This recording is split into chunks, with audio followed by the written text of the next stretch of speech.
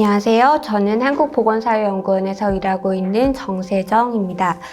이번 시간에는 사회정책의 개념과 형성 과정의 이해에 대해서 살펴보도록 하겠습니다. 오늘 살펴볼 내용은 크게 세 꼭지로 구성되어 있습니다. 먼저 사회정책의 개념과 특징, 두 번째는 사회정책 과정, 세 번째는 사회정책 과정과 시민 참여입니다. 이 세 가지는 내용적으로는 명확하게 분리되는 내용은 아닙니다. 특히 첫 번째와 두 번째 꼭지가 더 그렇다고 볼 수 있고요. 왜 그런지는 내용을 살펴보시면서 이해를 하실 수 있을 것 같습니다. 먼저 사회정책이라고 했을 때 어떤 것들이 떠오르실까요? 아마도 특정 제도가 가장 많이 떠오르실 것 같습니다. 사람에 따라서는 법이라던가 각종 계획들 혹은 정치 아니면 정치인이 떠오르시는 분들도 있으실 것 같습니다. 지금 화면에서 하나의 플로우를 보고 계신데요. 사회정책이 무엇인 것 같냐라고 물었을 때 무엇이다 라고 명확하게 말할 수는 없다고 할지라도 사회과학 분야와 관계없이 살아온 분들이라 할지라도 여러분을 포함해서 아마 많은 분들은 구체성에 있어서는 차이가 있겠지만 아마 이 정도의 흐름을 머릿속에 떠올릴 수도 있으시리라 생각이 됩니다. 즉, 이 정도의 그림이 사회정책 또는 사회정책의 형성이라고 했을 때 사람들이 가장 보편적으로 머릿속에 떠올릴 수 있는 어떠한 과정이라는 것입니다. 그래서 이 플로우에 맞춰서 사회정책이라는 것을 한번 생각을 해본다면 청년 문제라는 것, 일자리 문제든 주거 문제든 정신건강 문제는 당사자 담론이라던가 어떤 통계치를 통해 제기되었다라는 것을 떠올려 볼 수 있겠습니다. 가장 최근에는 코로나19로 인한 청년 정신건강 문제라던가 사회적 고립 문제, 그리고 가장 최근에는 영케어러의 문제가 대두된 바 있습니다. 이것이 문제 제기 단계라고 볼 수 있습니다. 이렇게 문제가 제기되게 되면 개입해야 할 어떤 것, 조사해 봐야 할 어떤 것으로 사회에서 의제화가 되게 됩니다. 그리고 그 조사의 수행은 행정통계의 방식으로 실행이 되기도 하고 우리가 서베이라고 부르는 조사통계라던가 당사자를 통한 간담회라고 부르는 의견조사 아니면 전문가들을 통해서 수행되는 간담회를 통해서 이루어질 수도 있습니다. 이 과정에서 새로운 정책의 필요성이라던가 또는 기존에 있던 제도 보완의 필요성 또는 새로운 법의 필요성이 강조될 수도 있겠습니다. 이러한 문제 제기, 조사의 수행 과정에서 정치라던가 부처의 합의라던가 시민사회의 의견이라던가 또는 의지라던가 그것을 무엇이라 이름 붙이던 간에 그 어떠한 단위들의 의지가 어떠한 방향성을 가지고 합의 또는 추진력을 가지게 될 때 정책의 설계 그리고 정책의 전달 과정이 발생하게 됩니다. 정책의 전달, 그 뒤는 정책의 평가, 다시 말해서 정책의 규모, 재정의 크기, 그리고 대상이나 전달 체계의 적정성, 사각지대 등에서 이런 부분에 대한 평가가 이루어지게 됩니다. 그런데 여기서 또 한 번 생각해 볼 부분은 어떠한 정책이 충분히 성숙하기 이전에 곧바로 어떠한 정책이 평가가 된다는 것에 대해서 그 평가가 가지는 의미가 과연 무엇이 있을지에 대해서는 또 한 번 생각해 볼 필요가 있습니다. 그 정책의 평가가 가지는 쓸모가 무엇일지에 대해서는 다시 한번 재고해 볼 필요가 있다는 것입니다. 그리고 이 플로우가 갖는 의미에 대해서는 제가 그 플로우에 물음표를 그려둔 것처럼 사회정책의 형성이라는 것이 간단치만은 않습니다. 제가 사회정책이라 쓰지 않고 사회정책 괄호 열고 과정이라고 쓴 이유는 조금 뒤에 말씀을 드릴 텐데요. 사회정책이 만들어지는 것은 사실은 복잡성 그 자체입니다. 사회정책 형성에 영향을 미치는 거시, 중시, 미시의 요인들이 있습니다. 그리고 설사 설계대로 사회정책이 만들어진다 하더라도 의도하지 않는 결과들을 만들어내기도 하게 됩니다. 청년을 대상으로 한 정책에서 조금 더 나아가서 생각해 보겠습니다. 코로나19와 같은 예상치 못한 사건들은 기존에는 몇몇 소수의 학자들에 의해서 이야기되어 오거나 혹은 가능치 않으리라 생각했던 대책들을 논의하거나 시행케 하기도 합니다. 가장 대표적인 것이 작년 20년 4월에 의결되었던 전 국민을 대상으로 지급되었던 긴급재난지원금이었습니다. 누가 더 손해를 받는지, 그 피해액은 얼마인지 정확히 파악할 수가 없었기 때문에 결론적으로 소득 하위 몇 %가 아닌 전 국민을 대상으로 지급하게 되었습니다. 예상치 못한 감염병이 기존에는 생각지 못했던 정책을 집행하게끔 한 것입니다. 다음으로 중시 요인을 생각해 보겠습니다. 현재 우리나라의 대표적인 소득보장 정책 중 하나인 국민기초생활보장제도는 가구 단위로 설계가 되어 있습니다. 그리고 맞춤형 급여 체계를 통해서 생계급여, 주거급여, 교육급여 등 각 가구의 소득 수준에 맞춰서 필요한 급여가 제공되게끔 되도록 되어 있습니다. 그럼 그전에는 어떠했을까요? 그전에는 하나의 제도 안에서 가구의 소득이 최저 생계비 이하인 경우에 대해서 하나의 급여 유형으로 지급되도록 되어 있었습니다. 다시 말해서 우리는 지금은 맞춤형 급여 제도를 통해서 이전의 제도보다 소득 수준이 조금 더 높다 하더라도 필요한 지원은 받을 수 있도록 설계된 것으로 변경된 것입니다. 그런데 지금은 어떠합니까? 지금은 다시 소득보장제도 재편에 대한 논의가 활발히 이루어지고 있습니다. 또다시 만일 소득보장제도 재편이 이루어지게 된다면 기존의 제도와의 연계 조정 작업은 필수적으로 이루어질 수밖에 없게 되게 됩니다. 제가 예를 하나만 든 것이고요. 어쨌든 새로운 정책의 설계가 이루어지게 된다면 그에 따른 대상 자격이라던가 또 같이 살펴봐야 할 제도들이 무수히 많이 있을 것입니다. 소득보장제도 재편이 있게 된다 하더라도 소득보장제도 하나만이 아니라 그와 연동된 다른 무수한 제도들의 연계 조정 작업이 함께 이루어질 필요가 있다는 것입니다. 이와 같이 기존의 제도들은 새로운 정책 과정에 영향을 미치는 중시 요인의 예라고 할 수 있습니다. 끝으로 미시 요인을 생각해 볼 필요가 있습니다. 청년 문제를 생각해 보면 청년 정책을 설계해 나가는 데 있어서는 청년 당사자들도 있고 공무원들도 있고 또 정치인들도 있습니다. 이들은 언뜻 보면 가장 작은 단위인 듯도 하지만 때로는 가장 큰 힘을 발휘하기도 합니다. 청년기본법이 제1차 청년정책 기본계획을 추진한 동력은 궁극적으로는 청년 당사자들의 힘이었습니다. 때로는 의지가 있는 관료들에 의해서 또 때로는 정치인들의 선거 결과를 통해서 논의 단계였던 정책 설계가 갑자기 급물살을 타기도 하고 또 방향이 전혀 다른 방향으로 바뀌기도 합니다. 다음으로는 사회정책에 의도하지 않은 결과를 한번 생각해 보도록 하죠. 기후위기 문제를 해결하기 위해서 바이오 연료를 확대하기 위한 노력이 결과적으로는 아마존 열대우림을 파괴하는 결과를 낳게 된 사례를 생각해 볼 수 있습니다. 또 다른 한편으로는 청년과 관련된 제도 중 하나인데요. 청년의 근속과 목돈 마련을 위해 도입된 정책이 대상자의 발목을 잡게 되는 사례로 악용되는 경우들이 기사화된 사례도 볼 수 있었습니다. 이와 같은 사례들이 사회 정책이 설계된 대로 집행된다 하더라도 의도치 않은 결과들을 낳게 되는 경우라고 할 수 있습니다. 이제 사회정책이란 무엇인지 다시 이야기해 보겠습니다. 앞서서 우리가 이야기 나눈 흐름에서 눈치채셨겠지만 사회정책이 뭐라고 말하기는 쉽지 않습니다. 그래서 여러분께서 생각보다 사회정책의 정의를 책에서 찾기란 쉽지 않으실 것입니다. 사회정책의 교재들은 사회정책이 무엇인지를 설명하기보다 사회정책이 다루는 주제들을 다루는데 관심이 많습니다.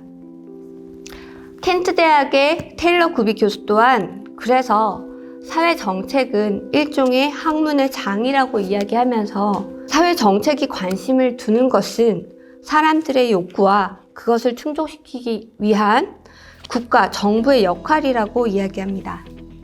사회정책이 발달한 것은 아시다시피 제2차 세계대전이 계기가 되었습니다.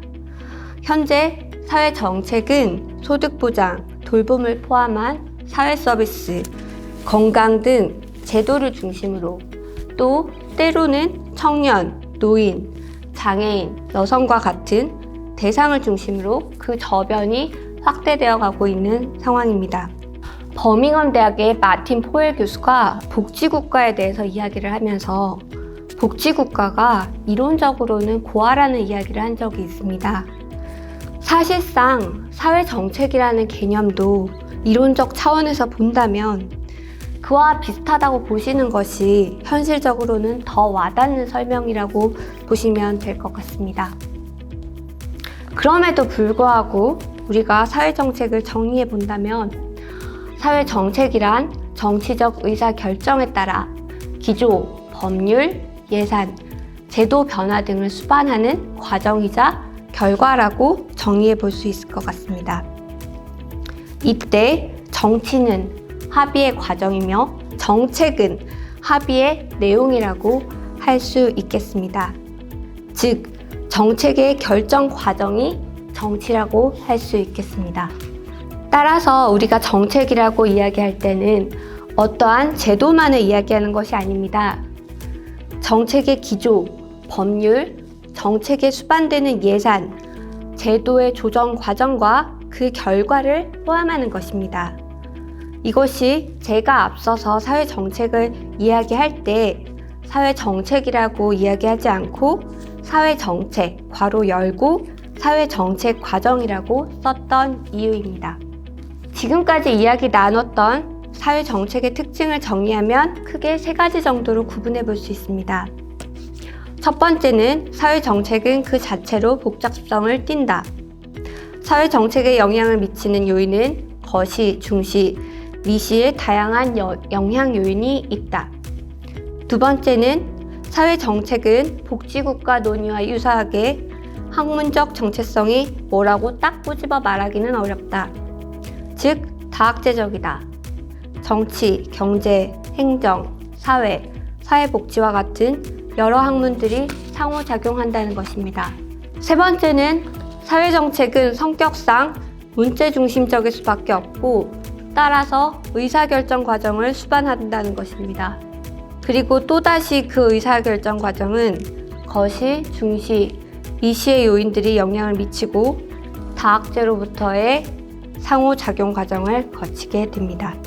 이제 두 번째로 사회정책 과정으로 한번 넘어가 보겠습니다. 그런데 이 부분은 사실 우리가 강의 도입부에서 어느 정도 이야기를 했습니다. 그래서 여기서는 다시 한번 환기하면서 조금 더 깊게 생각해 보도록 하겠습니다.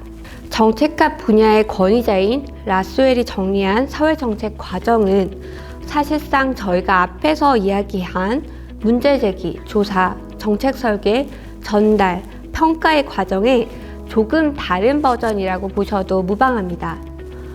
제가 여기 사후적 이해라고 써두었는데요. 앞서 우리가 이야기한 것처럼 정책의 형성 과정이라는 것이 지나고 났더니 대체로 이러한 과정을 거쳐 형성이 되었더라, 이렇게 정리해 볼 수 있다는 것입니다. 그리고 어느 정도 은유의 성격을 갖는다는 것으로 이해해 볼 수 있겠고요. 현실적으로는 세 번째와 네 번째에 주목해 볼 필요가 있습니다. 사회정책 과정이라는 것은 결국 문제와 이러저러한 해결책들이 충돌하는 과정이라고 이해하는 것이 보다 현실적입니다. 하나의 문제에 하나의 대안만이 존재하는 것이 아니고 끊임없는 조절 과정이 존재합니다. 그 이유는 너무 당연합니다. 하나의 제도라 하더라도 이를 둘러싸고 있는 수많은 당사자가 있습니다.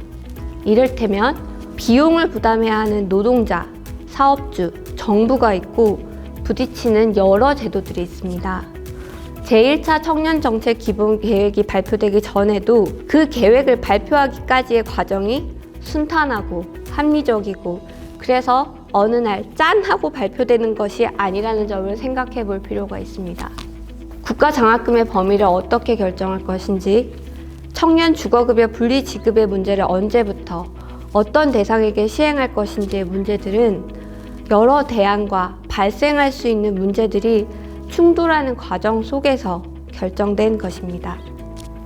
바로 이러한 과정들을 통해서 사회 정책의 총량이, 복지의 총량이 증가하고 성장하고 또 배분되는 것이라고 할 수 있습니다. 생각해보면 청년 문제는 청년 일자리부터 제기되어 온 게 맞습니다. 그 다음에 제기된 문제가 청년 주거 문제, 청년 정신건강 문제였고요. 그 이후에 이주 배경을 가진 청년의 문제라던가 영케어러의 문제까지 등장하고 있습니다. 그렇지만 문제가 나타났다고 해서, 그리고 또 나름의 정책 대안을 제시했다고 해서 청년 정책이 자리 잡은 것도 아니고 청년 정책 정체성이 자리를 잡은 것도 아닙니다. 여러 이러저러한 문제들이 계속해서 발견되고 있고 제기되고 있습니다. 뒤죽박죽, 우후죽순, 여기저기서 일어나고 있다고 이야기하는 것이 더 정확한 표현입니다. 지금까지의 내용을 다시 한번 정리해 보겠습니다. 사회정책 과정의 단계는 순차적으로 진행되는 것이 아닙니다. 큰 흐름은 사후적으로는 존재하지만 단계와 단계들은 상호작용합니다. 그리고 이 흐름 속에서 거시, 중시, 미시의 요인들이 영향을 미치고 전달 체계를 결정해야 하는 문제 또한 직면하게 됩니다. 그리고 사회정책은 반드시 조정, 설계, 집행, 평가를 포괄하는 환류의 과정을 생각해야 합니다. 그렇다면 우리가 사회정책 형성 과정에서 우리가 살펴봐야 할 것은 무엇인가에 대해서 한번 생각해 보도록 하겠습니다. 먼저 어떠한 사회정책을 만들 때 이 정책이 법 제도적 근거를 가지고 있는지에 대해서 살펴볼 필요가 있겠습니다. 가장 간단하게 청년을 대상으로 현금 급여나 서비스 제공에 대한 제도를 설계할 때 급여를 제공할 근거를 가지고 있는지를 검토해야 합니다. 없으면 먼저 만들어야 합니다. 법제도적 근거가 중요한 이유는 그래야지만 제도가 생명력을 가질 수 있기 때문입니다. 그래야지 지속 가능성을 가질 수 있기 때문입니다. 더 직접적으로 이야기하면, 이를테면 정치적 의사결정에 따라서 정책이 변할 수 있다고 한다면 이를 너무 쉽게 변하지 않을 수 있도록 하기 위해서 법적 근거를 만들어 두는 작업이 필요하다는 것입니다. 법적 근거를 가지게 되면 그에 따라서 기본계획과 시행계획, 그리고 각종 실태조사, 급여 지원을 해야 하는 강제력을 가질 수 있습니다. 참고로 청년기본법에 따르면 청년기본계획은 매 5년마다, 시행계획은 연도별로 세우도록 되어 있습니다. 두 번째는 정책을 만들기 위해서는 제기하는 문제와 정책 내용이 연계성을 가져야 한다는 것입니다. 이게 어찌 보면 당연한 것 아닌가, 그게 어떻게 어려운 일인가라는 생각을 하실 수 있는데, 그런데 생각보다 쉬운 일은 아닐 수도 있습니다. 청년 정책 초기에는 지자체별 청년 연령이 천차만별이기도 했고, 그래서 발생하던 문제도 있었고, 때로는 청년 정책이라고 하지만 이것이 저출산 대책인지 또는 인구 유출 방지 대책인지 청년 정책인지 명확히 규정하기 어려운 경우들도 많았습니다. 또 그렇다고 해서 현실을 외면하기 어려운 경우들도 많습니다. 만일 여러분께서 어떠한 청년 정책을 고민하고 계신다면 끊임없이 그 정책을 만들어내는 과정에서 이 정책의 내용이 내가 해결하고자 했던 문제를 해결하는 정책이 맞는지를, 목적과 수단이 일치하는지를 점검할 필요가 있습니다. 또 때로는 목적과 내용은 일치하는데 수단 자체가 현실적으로 불가능하거나 윤리적으로 문제가 되는 경우도 있을 수 있습니다. 본인이 원하지 않는데 조사를 해야 하는 경우라던가 이런 경우들을 생각해 볼 수가 있겠죠. 다른 한편으로는 지원의 수준이 적정한지 또는 지원이 필요한 다른 대상과의 형평성 문제는 없는지, 목적에 비춰보았을 때 지원 수준은 매우 낮은데 기간이 너무 턱없이 길거나 짧지는 않은지, 이를테면 지원 수준은 매우 낮은데 지원 기간을 10년, 20년으로 매우 길게 책정해 놓았다든지, 이런 경우들을 생각을 해볼 수 있고요. 또 너무 많은 예산을 지원을 한다라고 해 놓았지만 그래서 재정 차원에서 지속 가능성에 있어서 문제는 없는지, 이런 것들을 검토해 볼 필요가 있겠습니다. 좋은 제도라 하더라도 생명력이 담보되기 어렵다면 실현 가능성에 있어서는 제동이 걸릴 가능성이 높습니다. 때로는 만일 지자체에서 실시했으면 하는 어떠한 청년 정책을 고민하고 계신다면 중앙에서 시행하고 있는 제도와의 관계는 어떠한지, 다시 말해서 유사성이 더 높은지 보충성이 더 높은지, 어떠한 성격을 가지고 있는지에 대해서도 살펴볼 필요가 있습니다. 또 제도를 신설한다면 그 급여에 대한 신청을 누가 받을 것이며, 대상 자격에 대한 조사와 선발 심사와 결정은 누가 할 것인지, 급여의 전달과 사후 관리는 어떠한 과정을 거칠 것인지, 어떠한 절차를 통해서 진행할 것인지 전달 체계에 대한 검토도 해볼 필요가 있습니다. 이 전달 체계를 공공을 통할 것인지 민간을 부분적으로 활용할 것인지도 고민해 볼 필요가 있습니다. 공공을 활용할 때와 민간을 활용할 때의 장단점은 각각 차이가 있습니다. 그 부분은 또 추후에 고민이 필요하겠습니다. 이제 마무리 부분이라고 할 수 있겠는데요. 다음으로 사회정책 과정과 시민참여에 대해서 살펴보겠습니다.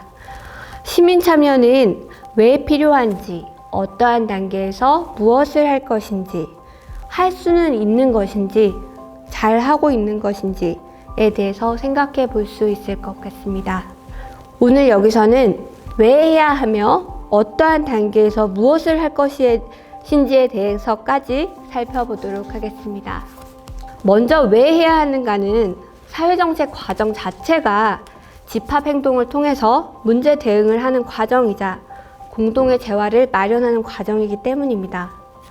아까 앞서서 사회정책 자체가 사람들의 욕구를 충족시키는 데 관심이 있다고, 거기에 초점이 있다고 말씀을 드린 바 있고요. 근데 문제는 시민참여가 쉽지는 않습니다. 왜냐하면 여러분이 보시다시피 사회 자체가 다양한 사람들의 집합체이기 때문입니다. 당장 여러분의 가족만 보더라도 여러분과 다른 사람들입니다. 다른 정치적 가치관을 가지고 있을 수도 있고 지향하는 바가 다를 수도 있습니다. 게다가 최근에는 다양한 정체성 이슈가 등장하면서 이질성이 굉장히 커지고 있습니다. 이전에 이 이질성 이슈가 존재하지 않았던 것은 아닙니다. 다만 현재 이 다양성에 대한 존중 자체가 이전과는 달라진 양상을 보이고 있다는 것입니다. 그리고 이 다양성에 대한 존중과 함께 또 그와 함께 제기되고 있는 배제의 문제도 함께 생각해 볼 필요가 있습니다. 한마디로 우리는 집합행동을 통해서 문제에 대응해 나가야 하는데, 이 다양성, 존중에 대한 이슈를 배제의 문제와 함께 어떻게 다뤄나가야 할지에 대해서는 한번 진지하게 해봐야 할 필요가 있다는 것입니다. 다시 초점으로 돌아가면 사회정책 과정에서 시민참여는 당위성을 가지고 있는데 그것이 쉽지 않은 이유는 사회 자체가 다양한 사람들의 집합체이고 그 자체로 끊임없는 조정 과정이 필요하기 때문입니다. 아주 거칠게 말하면 한마디로 그냥 우리가 같이 살고 있기 때문에 시민참여가 쉽지 않다. 시민참여가 사회정책 과정에 쉽지 않은 일이다 라는 것입니다. 하지만 그래서 꼭 해야 하는 일이고 필요한 일이다 라는 것입니다. 다음으로 가장 처음 단계에서 살펴본 그림으로 돌아가서 그럼 어떠한 단계에서 시민들이 무엇을 할 수 있는지를 살펴보겠습니다. 먼저 문제 제기 단계에서는 시민사회단체나 당사자 입장, 헌법 소원, 법안 발의, 민원을 통해서 문제 제기를 할 수 있습니다. 그리고 조사 수행 단계에서는 각종 서베이에 응답하거나 민원을 넣는 것 또한 조사 수행에 참여하는 것일 수 있습니다. 그렇다면 정책 설계에서는 어떠한 참여를 할 수 있을까요? 가장 대표적으로는 공청회에 참여하는 것을 들 수 있습니다. 또 지방재정법 제39조는 지방예산 편성에 있어 주민이 참여할 수 있는 제도를 마련하여 시행해야 함을 명시하고 있습니다. 사회정책 과정에 있어 시민 참여의 의의는 크게 세 가지 정도로 생각해 볼 수 있습니다. 첫 번째는 아까 말씀드렸던 사회정책 과정에서의 당사자성 반영입니다. 더 이상 말씀드리지 않아도 될 청년 정책의 배경 그 자체입니다. 두 번째는 사회정책의 다양성과 포괄성의 확대입니다. 새로운 문제의 발굴이라고 볼 수도 있겠습니다. 전문가나 관료 집단의 경우에는 미처 발견하기 어려운 새로운 정책, 새로운 문제들을 발굴해내는데 시민들의 참여가 더 효과적일 수 있다는 것입니다. 세 번째는 가장 중요한 권력 감시입니다. 모든 권력은 감시되어야 한다는 측면에서 사회정책 과정에는 시민 참여가 필요합니다. 그래서 문제 제기, 조사 수행, 정책 설계, 집행, 평가의 과정에 시민 참여의 자리가 있습니다. 그리고 그 자리에 적극적으로 참여할 때 시민 참여의 자리는 계속해서 보존될 수 있습니다. 국무조정실 청년참여 거버넌스에는 청년참여단과 온라인 청년 패널, 청년정책실험실과 같은 다양한 구조가 존재하는 것으로 알고 있습니다. 참여해주시는 여러분께서 적극적으로 목소리 내어주시고 소통해주시고 연대해주셔서 공동의 문제를 잘 풀어나갈 수 있기를 바랍니다. 이상으로 오늘의 강의를 마치겠습니다. 감사합니다.